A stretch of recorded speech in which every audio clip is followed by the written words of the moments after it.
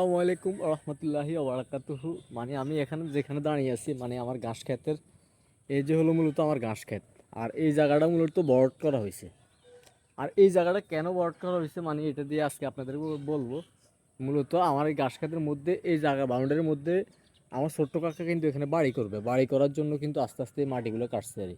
মোটামুটি একটা ভালো জায়গায় কিন্তু বরট হয়েছে। আর আমার ঘাস ক্ষেতটা কিন্তু মোটামুটি এখন অল্প অনেক ছোট হয়ে গেছে। এই যে আমি আপনাকে দূর থেকে দেখাই, এই যে দেখেন এই জায়গাটাও করছে বট। আর এই জায়গাটার মধ্যে আমার এখন ঘাস খেত। আর অতিরিক্ত মানে বৃষ্টির কারণে কি হয়েছে দেখেন, ওই যে আমার ঘাস খেতে উঠে গেছে পানি। ঘাস খেতে অলরেডি পানি উঠে গেছে। আর ওই যে ধানের যে অবস্থা দেখেন, ধানের সব জমির মধ্যে ডুবে গেছে পানি। আর এখন আমি এখানে আসি মূলত আসছিলাম কারণ হচ্ছে ওই যে আমার গরুগুলোকে এবং ছাগলগুলোকে আমি একটু মাঠে ছেড়ে দিছি আর কি। এই কারণে মূলত একটু দেখতে আসছি আর কি। ওই যে দেখেন, ওই যে একটাকে ছাড়ছি এখানে।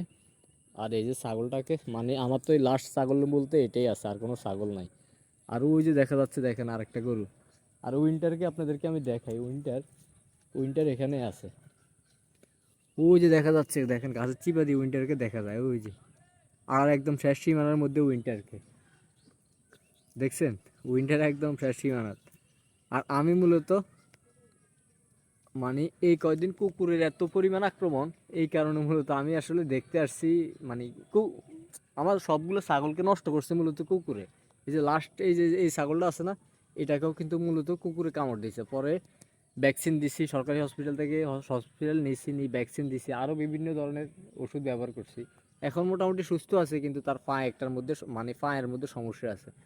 মোটামুটি এখন সুস্থ আছে। সবাই ভালো থাকবেন, সুস্থ থাকবেন। আমার নিয়মিত ব্লগ পেতে আমার পাশে থাকবেন। আল্লাহ হাফেজ, টাটা।